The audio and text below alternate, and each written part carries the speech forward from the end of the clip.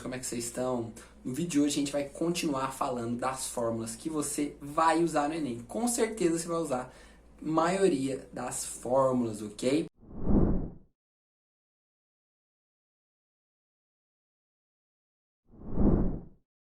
Então, antes de mais nada, lembra aí de deixar o seu like, se inscrever no canal para o YouTube entender que o conteúdo tá bacana e recomendar para mais pessoas e te lembrar de estar sempre aqui também, beleza? Então, vamos à nossa parte 2 agora. Chega de enrolação e vamos para esse vídeo. Então, galera, vamos começar a falar de proporção, que geralmente a gente utiliza a famosa regra de 3, mas vamos entender o que está acontecendo aqui. Em grandezas diretamente proporcionais, ou seja, quando uma cresce, outra cresce, quando uma diminui, outra diminui, a gente utiliza essa fórmula aqui, A está para B, assim como C está para D, e a gente tem a famosa regra de multiplicar cruzado, e por aí vai, né? E aqui a gente tem que essa razão aqui ela é sempre uma constante, ou seja, se as grandezas são proporcionais, a divisão sempre vai dar o mesmo número, beleza? Que é essa constante K aqui, ok? E nas grandezas inversamente proporcionais, como o próprio nome diz, é proporcional ao inverso, ou seja, aqui está vendo que 1 sobre B é o inverso de B, então A é proporcional ao inverso de B, certo? C é proporcional ao inverso de D, que a gente tem grandezas inversamente proporcionais, né? A vezes B, porque divisão de frações, né? O B vai parar lá em cima, igual a C vezes D, que também é igual a uma constante. Então aqui a gente tem a fórmula de proporção em grandezas diretamente e inversamente proporcionais. As próximas duas fórmulas aqui, na verdade, são a cara, vamos dizer assim, das funções de primeiro e de segundo grau. Função de primeiro grau, né? Aqui o termo independente, que a gente chama, é o x. E o termo dependente, né? Está dependendo do x, é o y, ou f de x. Aqui é a representação gráfica, né? Dessa função aqui, f de x igual a x mais b. É uma função do primeiro grau, função linear, que a gente chama, né? Função afim, no caso, quando ela é completinha assim, beleza? Função linear a gente chama quando ela passa pela origem. Mas uma função linear é uma função afim com b igual a zero. Mas isso aí é outra história. Então isso aqui é a cara de uma função do primeiro grau, beleza? E, bom, aqui a gente vê que é uma reta, né? Então, sim, a equação de uma reta, ela também pode representar uma função, ok? Então, sempre que você vê reta, você pode trabalhar como uma função, e sempre que você vê uma função, você pode tentar ir trabalhar como uma reta, ok? E que a gente tem a função do segundo grau, né? Que é f de x igual a x ao quadrado mais bx mais c. Aqui a gente já vê uma dependência do quadrado, né? Desse termo independente. E aqui ficou meio deformado, obviamente. Mas é mais ou menos a cara aí da função do segundo grau, que é uma parábola. Isso aqui, galera, é quando A é positivo, né? Ela é para cima, só uma curiosidade aí. Quando A é negativo, ela vai ser tristinha, seria para baixo, beleza? Mas isso aí também a gente vai entrar mais especificamente, função de segundo grau, que não é o intuito, só lembrar as fórmulas.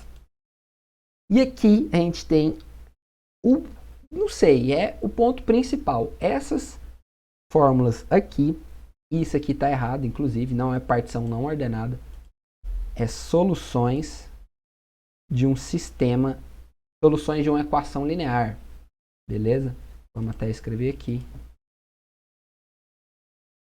Soluções de uma equação. Opa!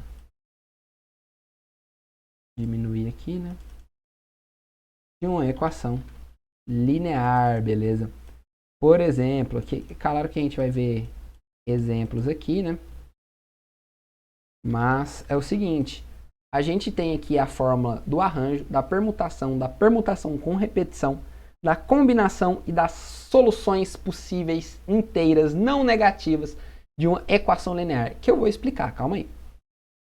Também a gente pode chamar de combinação com repetição. Não sei se eu apaguei o acento ou se eu nem coloquei ele. Se eu não coloquei, é mais grave do que eu pensei, né?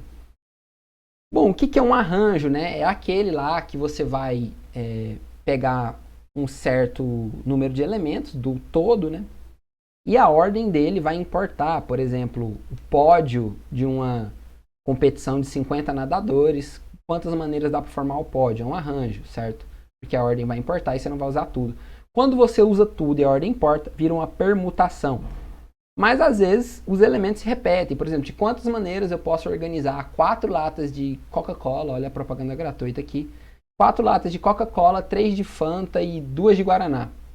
Bom, aí a gente cai na permutação com repetição, porque a gente pode alterar a ordem dos elementos, são todos elementos, mas porém, contudo, entretanto, a gente tem elementos repetidos. Por exemplo, uma lata de Coca é igual a outra, né?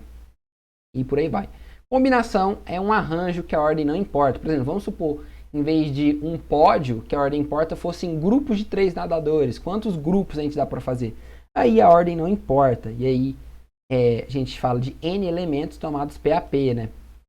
Em que N é o total e P é o número que vai estar no grupo, beleza? Tanto no arranjo como na combinação. A permutação de todos. E aqui a gente percebe que P1, P2 vão ser um número de elementos repetidos, beleza? Então, no caso do exemplo que eu dei, seriam 4, 3 e 2. E aí, são todos que precisarem estar aqui. A gente vai estar geralmente em cima aqui. E, bom, soluções de uma equação linear. Galera, é o seguinte, parece difícil, mas não. Vamos supor que você vai numa sorveteria e você vai pedir 5 bolas de sorvete. Você está com fome, quer comer doce. Mas só tem 3 sabores de sorvete disponíveis. Como que a gente vai descobrir de quantas maneiras a gente pode fazer essas bolas? Bom, se você parar para pensar, não funciona a combinação. Por quê? Porque no caso o P seria maior que o N, certo? O N seria 3, né? Que são o total de sabores. E o P seria 5, beleza? Então aqui a gente cai numa solução de equação linear. Por quê? Porque a gente pode chamar um sabor de X, outro de Y e outro de Z. E aí o número de bolas de X mais Y mais Z tem que ser 5, né? 5 ou 6, não lembro qual número eu falei agora. 5, né? Então, tipo, a gente tem X mais Y mais Z igual a 5, que é uma equação linear. E quantas maneiras, quantas soluções inteiras a gente tem para essa equação? Bom, aí a gente também pode falar com a combinação com repetição. A gente dá por essa fórmula aqui, combinação com repetição de N elementos e P, né, coisas, P lugares disponíveis, vamos dizer assim, a gente faz N mais P menos 1 fatorial, dividido por N menos 1 fatorial, sobre N menos 1 fatorial vezes P fatorial, né. Inclusive, já caiu questão no Enem, e utiliza essa fórmula aqui, beleza? Uma questão envolvendo as cores de uns carrinhos, enfim. Análise combinatória, as fórmulas estão todas aqui.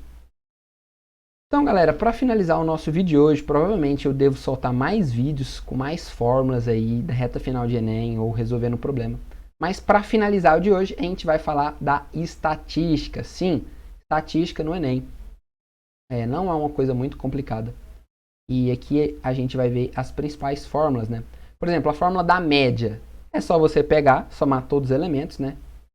X barra aqui vai ser a soma de todos os elementos. Isso aqui representa a média, tá? Dividido pelo número de elementos, né? Bem simples, você vai somar todos os elementos e dividir pelo número de elementos. Aqui a gente tem a média ponderada, que cada elemento tem um peso diferente, certo? E aí você vai fazer o quê? Você vai multiplicar cada elemento pelo peso dele e no final você vai dividir pela soma dos pesos, beleza? Você não vai dividir pelo número de elementos, você vai dividir pela soma dos pesos, ok? Que seria como se você somasse os elementos aqui, você usasse, porque multiplicar é uma adição, né? Então, como seria se você somasse várias vezes aqui, os elementos, somasse ele mais de uma vez, e no final, aí sim, você ia dividir pelo número de elementos, mas é mais fácil você fazer isso aqui, ó. Multiplica pelo peso, divide pela soma dos pesos. E para calcular a mediana, primeiro você vai pegar esses números e vai colocar em ordem crescente, ok? E você vai pegar o valor do meio. Mas se o número de elementos for par, não vai ter um valor do meio, certo? Vão ser 2 valores lá no meio. O que você vai fazer? Você vai fazer uma média simples, né? Pega esses dois, soma e divide por 2, que você vai ter a sua mediana, né? Valor do meio. E a moda? A moda é o valor que mais se repete, beleza? É o elemento que mais vai se repetir aí nesse conjunto de dados. Se a distribuição de dados, isso aí, tiver mais de um elemento por exemplo, ficar empatado, vamos dizer assim, por exemplo, tem 2 elementos que se repetem 4 vezes e nenhum outro se repete. A gente fala que é bimodal. Se tiver 3, trimodal, tal.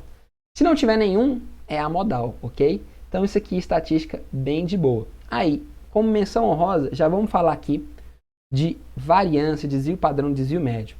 O Enem não vai cobrar você para calcular a variância, calcular o desvio padrão, enfim.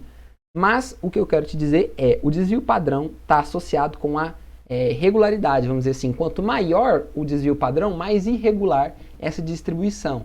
Mais valores longe da média vão ter, beleza?